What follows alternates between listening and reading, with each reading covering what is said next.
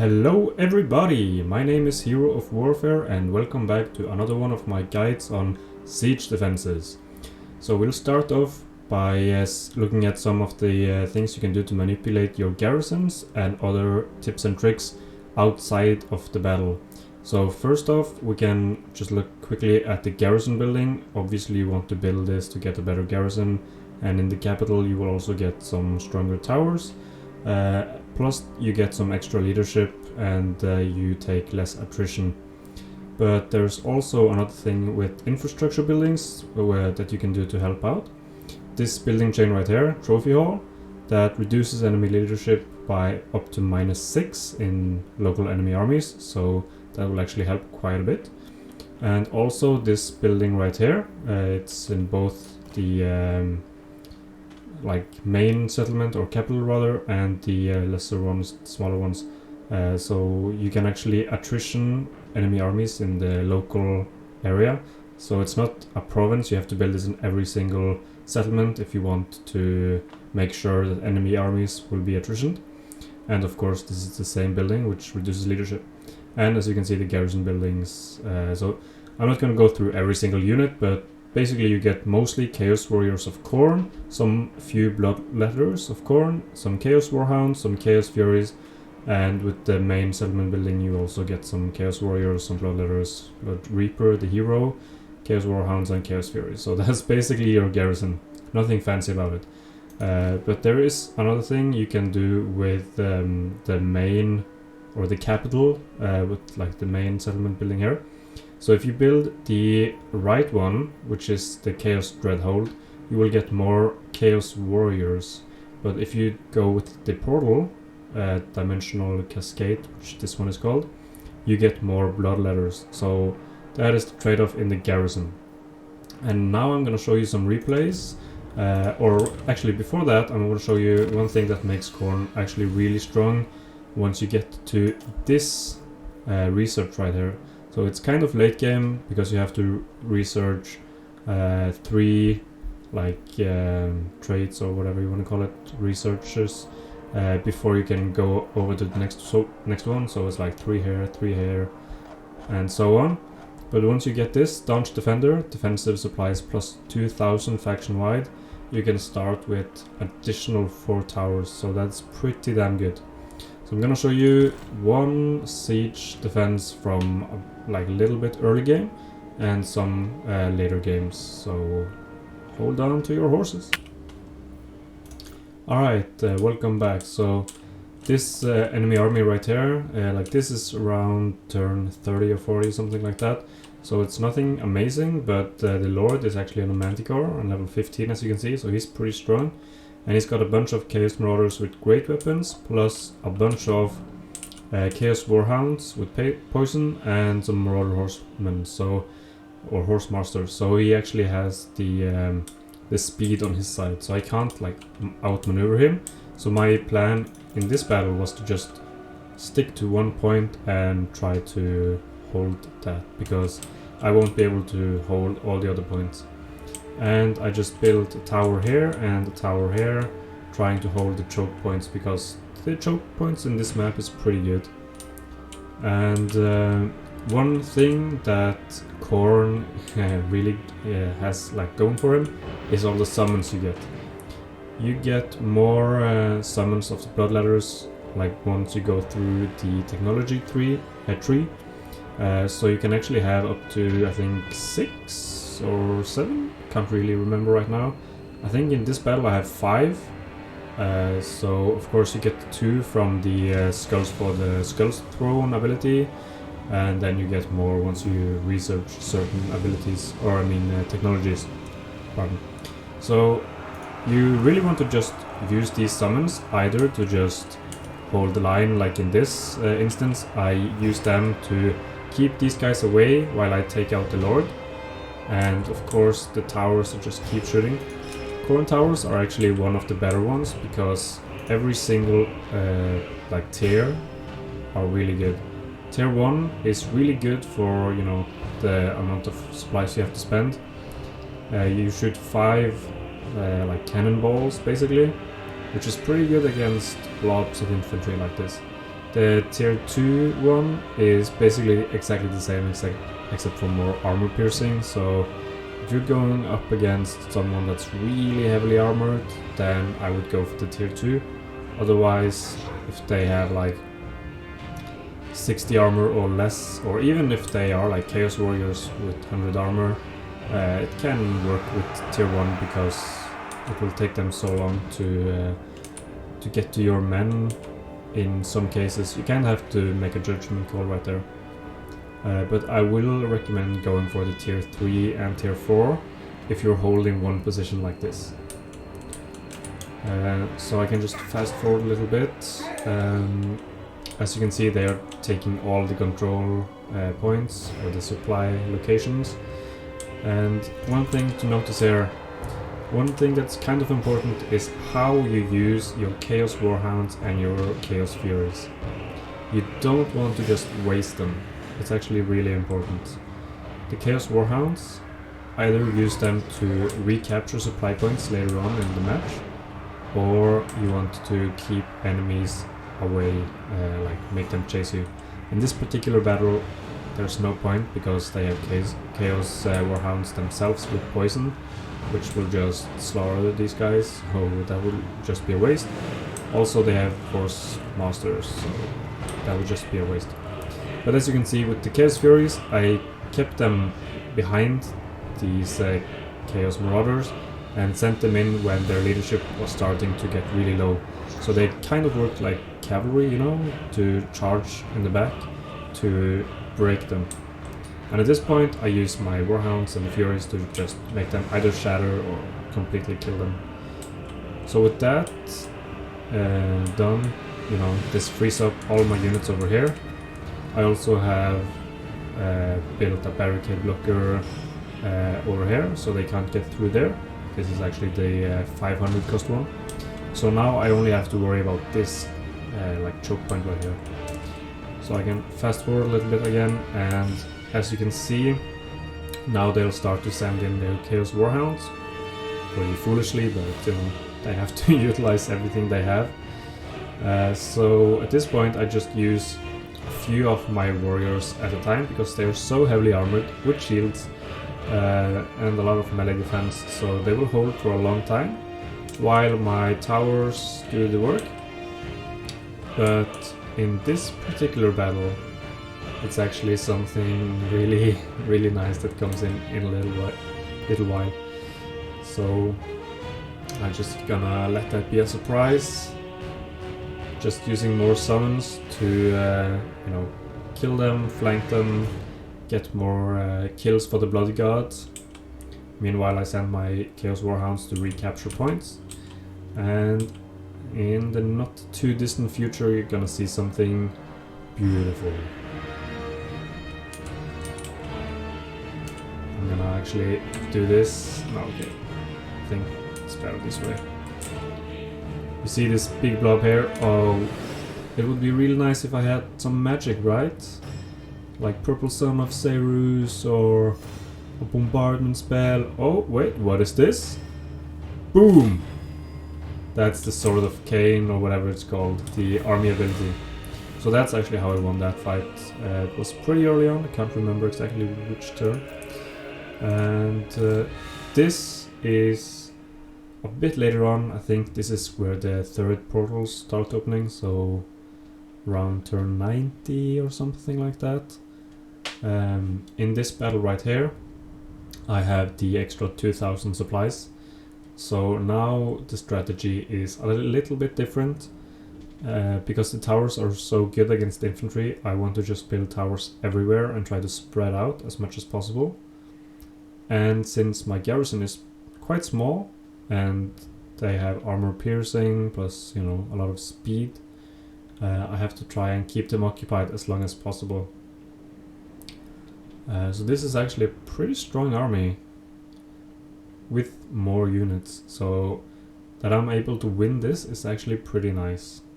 And remember, all my games are on legendary with very hard battle difficulties, so this is always on the hardest. So I just start with building some regular towers here, there, some barricades.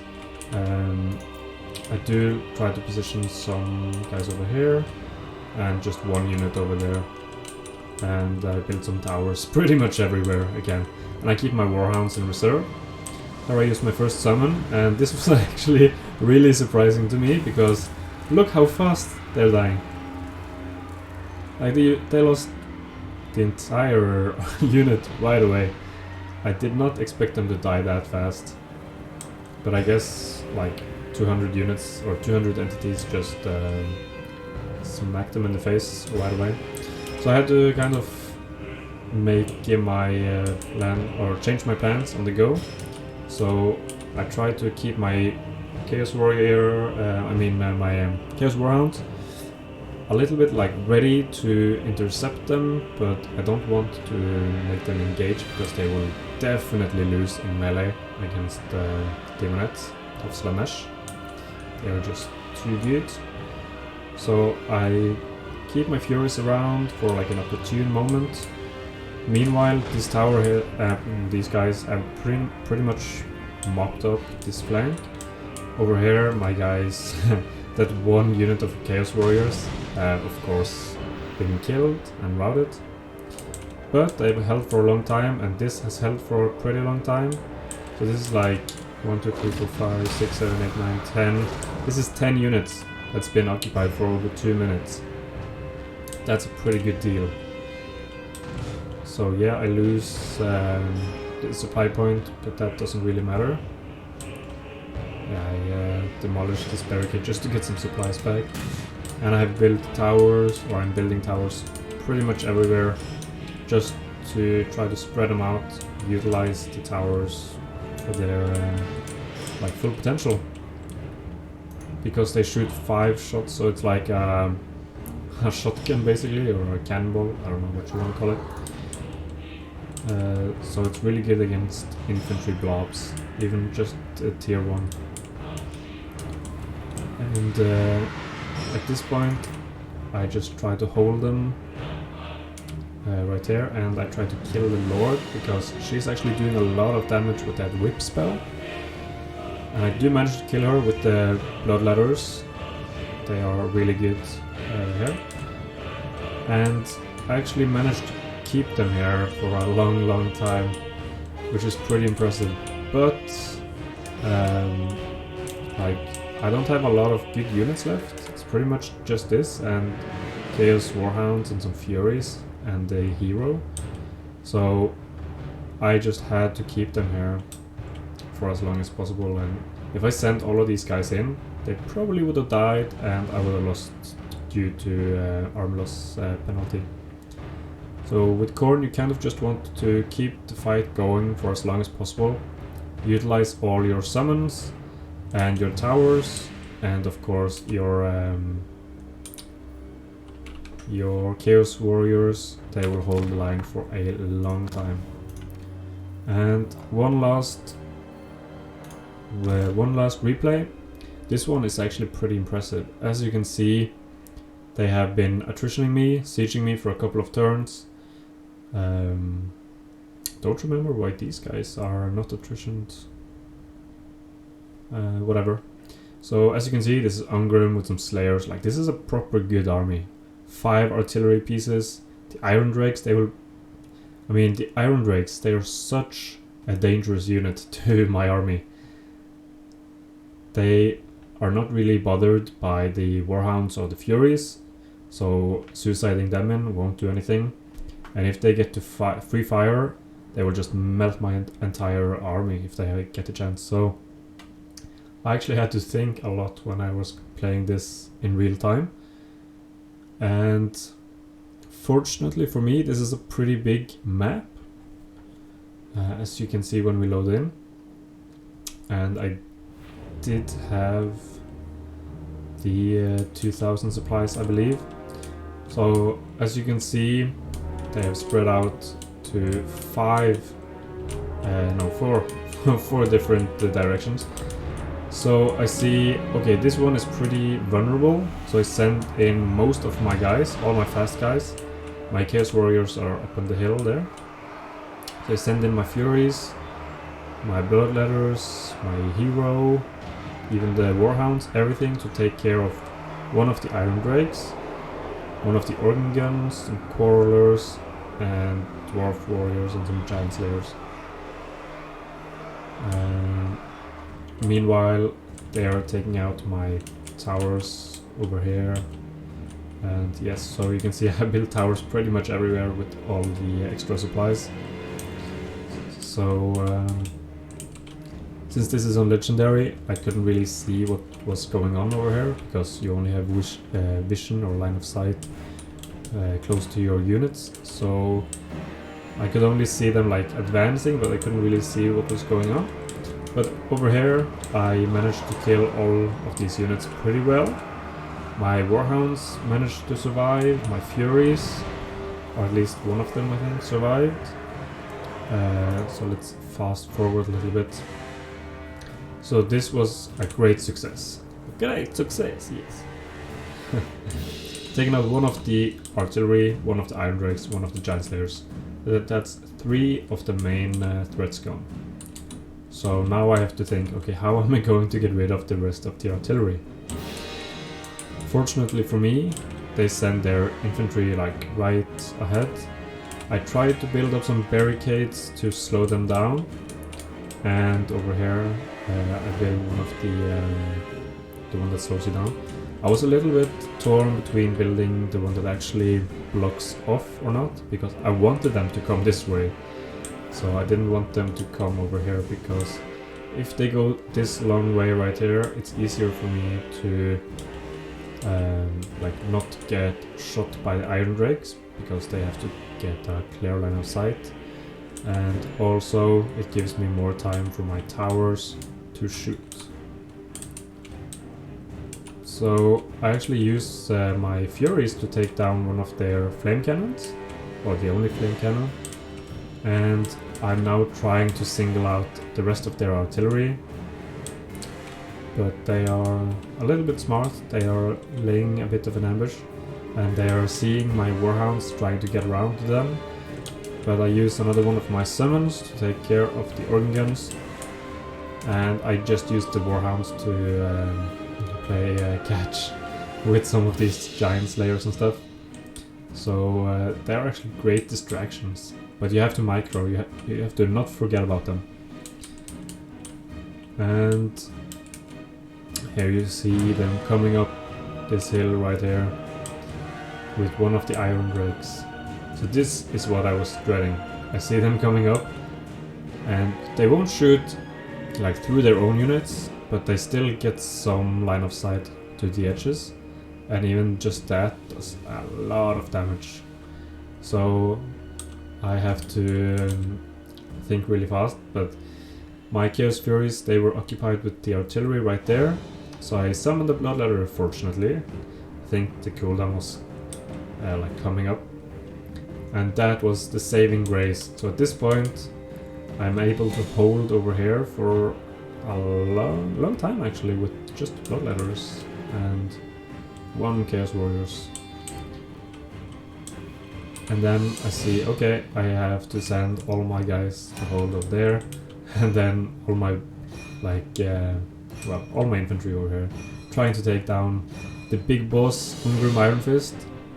104 melee attack. Yeah, he's pretty damn strong. Plus he's got the Unbreakable, so you actually have to kill him.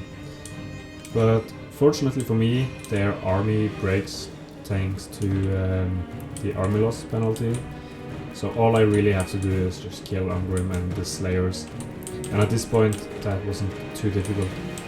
But their army was way stronger than me, and if I had played this like worse, there was a real chance that I lost. So with these replays summed up, what's your what should you like seek out, or how should you play? Either do the one that I showed in the first replay, where you hold only one of the supply locations, because remember, if you lose all 5, you instantly lose the battle. That is if the enemy doesn't have a lot of ranged or artillery or magic or anything like that, so it doesn't really matter if you clump up. and also if you can't outrun or like out-skirmish or whatever the enemy. Other than that, you can also do what I did in this battle, attack one of their vulnerable sides, and then you take out like 1/3, 1/4 of their army pretty easily, and then try to hold one or several of the key or supply locations, and just build tier 1 towers everywhere. Not everywhere, you know. If they're going to capture a location, don't waste 500 supplies, but you know what I mean. And the other one is trying to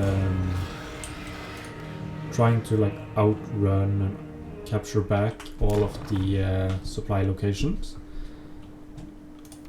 like we did in the second one, more or less, where you just try to keep them occupied for as long as possible.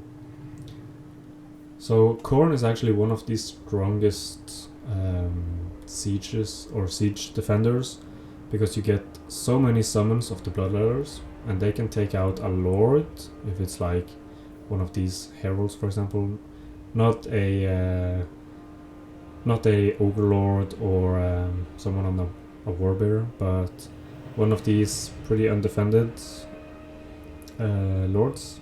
They can just die to one of your summons of bloodletters, or you can use those summons to take out artillery or, you know, important units.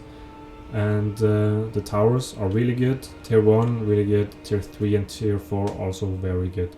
So Khorne is definitely one of the strongest siege defenders. And I hope with that you might have learned something today. And next time we're covering the ogres, which might be the second strongest siege defenders in Warhammer 3. So until next time, have a great day and goodbye.